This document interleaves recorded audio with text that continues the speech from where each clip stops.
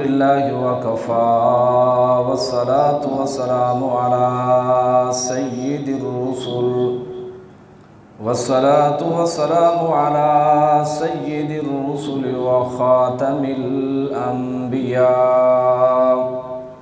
أما بعد فأعوذ بالله من الشيطان الرجيم بسم الله الرحمن الرحيم أرأيت الذي يكذب بالدين فذلك الذي يدع اليتيم صدق الله العظيم سبحان ربك رب العزة عما يصفون وسلام على المرسلين والحمد لله رب العالمين. درود شریف پڑھنا. اللہم صلی علی محمد وعلی آل محمد كما صليت على آل إبراهيم إنك حميد مجيد. اللهم بارك محمد وعلى آل محمد.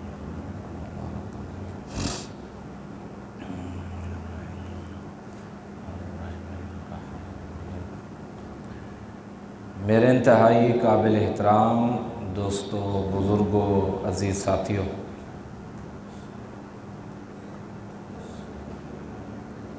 اللہ رب العزت کی دربار کے اندر التجا ہے کہ رب تعالی آج کی یہ مبارک گھڑی ہم سب کے لیے باعث نجات اور قبولیت کا باعث بنے. جو کچھ ہم سنیں اور سنائیں وہ محض اپنی رضا کے لیے اللہ رب العزت اپنی بارگاہ کے اندر قبول و منظور فرمائے. سورۃ الماعون کی ابتدائی 2 آیات میں نے آپ کے سامنے پڑھی ہے. سورۃ الماعون یہ مکی سورت ہے، مکہ میں نازل ہوئی. اس سورت کا نام سورت ارائیت بھی ہے، سورت یتیم بھی ہے، سورت الدین بھی ہے. معروف اور مشہور نام اس سورت کا سورۃ الماعون ہے. ایک پہلی آیت کے اندر اللہ رب العزت نے ان لوگوں کا تذکرہ فرمایا جو قیامت کا انکار کرتے ہیں، جو تقدیر کا انکار کرتے ہیں، جو رب کی ربوبیت کا انکار کرتے ہیں. یعنی وہ فانی جہان جس میں انسان زندگی بسر کرتا ہے، گزارتا ہے، تو کافروں کی زندگی وہاں تک محدود ہے. بس یہ دنیا ہے، دنیا کے اندر ہم نے زندگی گزارنی ہے، معاملات رکھنے ہیں، سوچنا ہے، دیکھ بھال کرنی ہے، بس دنیا تک ہم محدود ہیں. یہ دنیا کی جب زندگی ختم، پھر آگے کوئی معاملات ہمارے سامنے نہیں آئیں گے.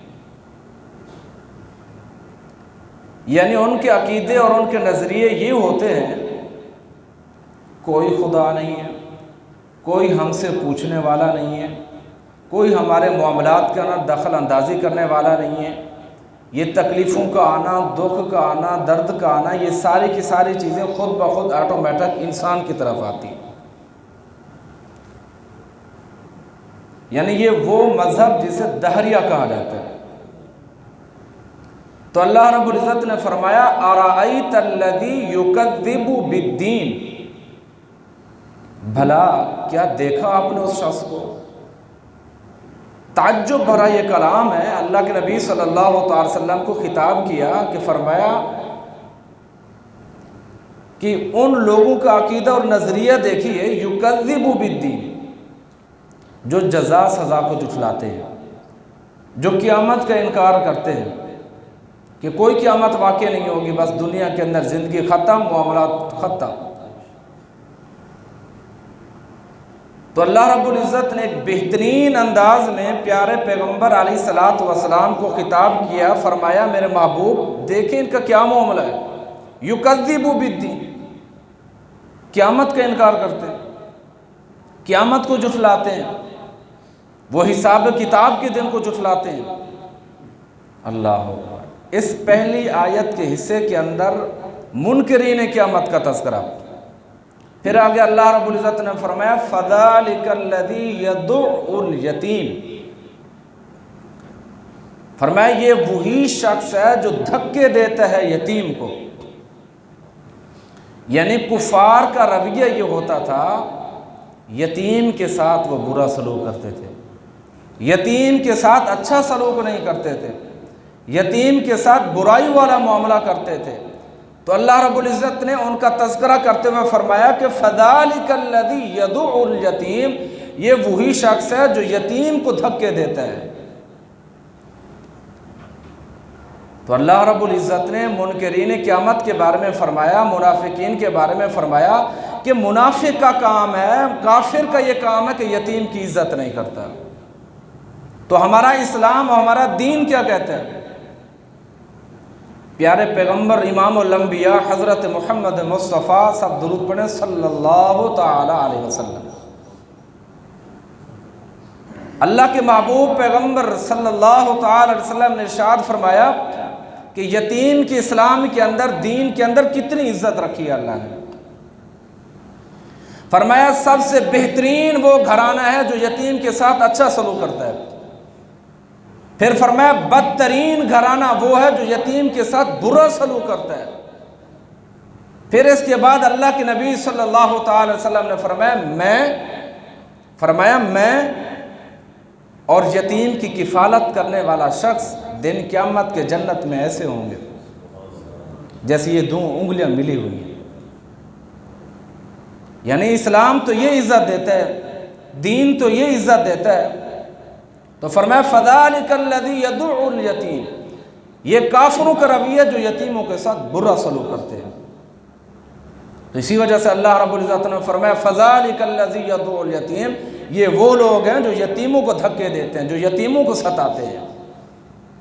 یتیم پہ تو اللہ تعالیٰ کی رحمت ہوتی ہے، اور اس کی کفالت کرنے والا، ان کی خدمت کرنے والا، ان کے ساتھ اخلاق والا معاملہ پیش کرنے والا اللہ کے ہاں بڑا برگزیدہ بندہ ہے۔ پھر آگے فرمایا فَذَلِكَ الَّذِي يَدُعُّ الْيَتِيمَ وَلَا يَحُضُّ عَلَىٰ طَعَامِ الْمِسْكِينِ، فرمایا یہ وہ لوگ ہیں جو مسکین کو کھانا کھلاتے نہیں ہیں، ترغیب نہیں دیتے، مسکین کو کھانا نہیں کھلاتے۔ ایک ہوتا ہے صدقہ کرنا، صدقے کی اپنی فضیلت ہے، صدقہ کس کو دیا جائے، کون مستحق ہے، یہ الگ ان کی کیٹاگری ہے۔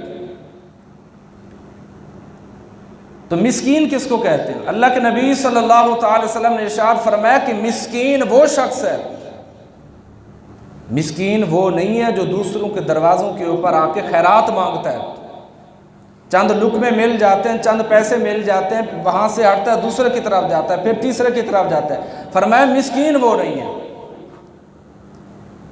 اللہ کے نبی صلی اللہ تعالی وسلم کے نزدیک مسکین وہ بندہ ہے جس کے پاس اتنا مال ہے جو گزر بسر کرتا ہے، اور اتنا نہیں ہے اس کے پاس حاجت مندی کسی اور کے سامنے نہیں رکھتا، لوگوں سے مانگتا نہیں ہوتا، جسے ہم سفید پوش کہتے ہیں۔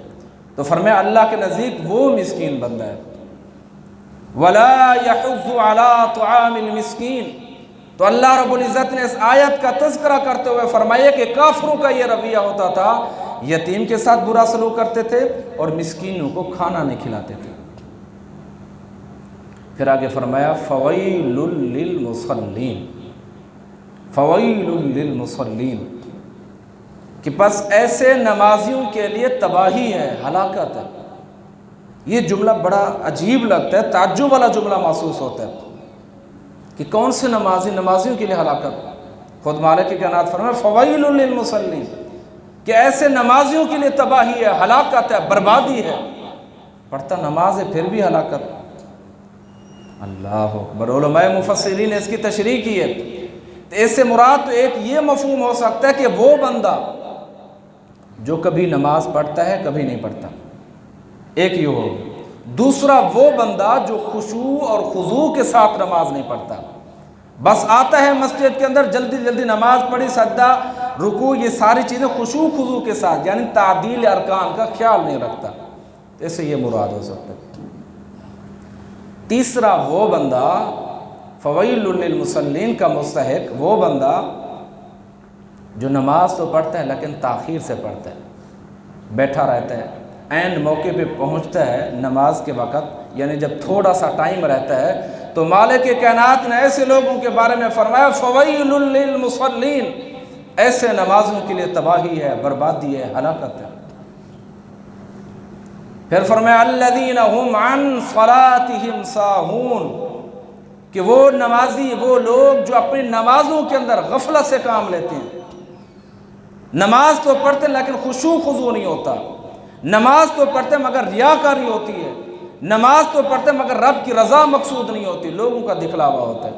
فویل للمصلین الذین هم عن صلاتهم ساہون الذین هم یراؤون، اللہ نے اس کا تذکرہ بھی کر دیا، دکھلاوا کرتے ہیں۔ عبادت کی ہے، صدقہ کی ہے، خیرات کی ہے، دل کے اندر یہ نیت آ گئی ہے کہ لوگ مجھے اچھا کہیں کہ بڑا صدقہ دینے والا ہے، بڑا خیرات کرنے والا ہے، بڑی عبادت کرنے والا ہے، بڑا نمازی بندہ، نمازی کہیں مجھے، اس کی نیت یہ نہیں ہوتی کہ رب راضی ہو جائے، نماز کس کے لیے ہم پڑھتے ہیں۔ یعنی ریاکاری ایک ایسی چیز ہے، دکھلاوا تو رب کا ہوتا ہے نا، اس نے رب کو چھوڑ کر کسی اور کو معبود بنا لیا، تو اسی وجہ سے مالک کائنات نے فرمایا الذین هم یراؤون، کہ وہ لوگ جو اپنی نمازوں کے اندر، اپنی عبادت کے اندر دکھلاوا کرتے ہیں۔ دکھلاوا تو شرک ہے۔ اللہ کے نبی صلی اللہ تعالی علیہ وسلم نے فرمایا ان یسیر الریاء شرک، کسی بھی عبادت کے اندر دکھلاوا کرنے والا افراد، وہ شرک کا اس نے ارتکاب کر لیا۔ شرک کیوں کہا گیا؟ شرک اسی وجہ سے کہا گیا کہ عبادت تو اللہ کے لیے ہوتی ہے، رضا تو رب کی مقصود ہونی چاہیے، لیکن وہ بندوں کی کر رہا ہے، وہ بندوں کو دکھا رہا ہے، تو اسی وجہ سے اللہ کے نبی صلی اللہ تعالی وسلم نے فرمایا ان یسیر الریاء شرک، کہ بے شک دکھلاوا کرنے والا بھی شرک ہے۔ نماز تو اللہ تعالیٰ کی ہوتی ہے، جیسے فرمایا ان صلاتی و نسکی و محیای و مماتی للہ رب العالمین، فرمایا کہ نماز، عبادت، یہ ساری کی ساری چیزیں اللہ رب العالمین کے لیے۔ انسان کے دل کے اندر جب اللہ تعالیٰ کا خوف آتا ہے، اللہ کو راضی کرنے کے لیے انسان عبادت کرتا ہے، رب کو راضی رکھنے کے لیے سارے معاملات کرتا ہے، تو تب جا کے اللہ کے ہاں یہ عبادات قبول ہوتی ہیں۔ پھر آگے فرمایا وَيَمْنَعُونَ الْمَاعُونَ، وہ روکتے ہیں برتنے کی چھوٹی چھوٹی چیزیں۔ اس سورت کے آخر میں فرمایا اس برتنے سے کیا مراد؟ ایک تو حضرت علی رضی اللہ تعالی عنہ اور باقی دیگر صحابہ کرام رضوان اللہ تعالی عنہ اجمعین نے اسے مراد یہ لیا، یعنی زکوٰۃ اس پہ فرض تھی، زکوٰۃ ادا نہیں کرتا، یعنی چھوٹی چھوٹی چیزوں کیا مراد؟ 100 روپے پیچھے 2.5 روپے، 2.5% زکوٰۃ نکالنا بھی وہ بندہ گوارا نہیں کرتا۔ فرمایا یہ بھی ہلاکت کا سبب ہے اس کے لیے، یہ اس شخص کے لیے تباہی کا سبب بنے گا۔ اللہ نے مال دیا ہے، دولت دی ہے، عزت دی ہے، سب کچھ دیا ہے، لیکن رب کی رضا کے لیے زکوٰۃ نہیں نکالتا، تو فرمایا یہ بھی اس کے لیے تباہی کا سبب بنے گا، ہلاکت کا سبب بنے گا، بربادی کا سبب بنے گا۔ ایک مفہوم تو یہ ہو گیا۔ دوسرا مفہوم یہ ہوتا ہے کہ جہاں سوسائٹی ہوتا ہے، محلہ ہوتا ہے، وہاں کے لوگ اکٹھی زندگی بسر کرتے ہیں، اگر کسی ہمسایہ کو کسی چیز کی ضرورت پڑ جاتی ہے، یعنی کسی برتن کی ضرورت پڑ جاتی ہے، وہ روکتا ہے، منع کرتا ہے، اس کو برتن نہیں دیتا، یا ضرورت کی چیز اپنے ہمسائے کو نہیں دیتا، ضرورت کی چیز اپنے رشتہ داروں کو نہیں دیتا، تو فرمایا یہ بھی ان کے لیے ہلاکت کا سبب ہے، تباہی کا سبب ہے، بربادی کا سبب ہے۔ یعنی اسلام نے ہر چیز انسان کی زندگی گزارنے کے لیے بتلا دی ہے کہ زندگی کیسے گزارنی ہے، معاملات کیسے کرنے ہیں، برتاؤ کیسا کرنا ہے، ہمسایوں کے ساتھ کیسا سلوک کرنا ہے، رشتہ داروں کے ساتھ کیسا سلوک کرنا ہے، دوستوں کے ساتھ کیسا سلوک کرنا ہے۔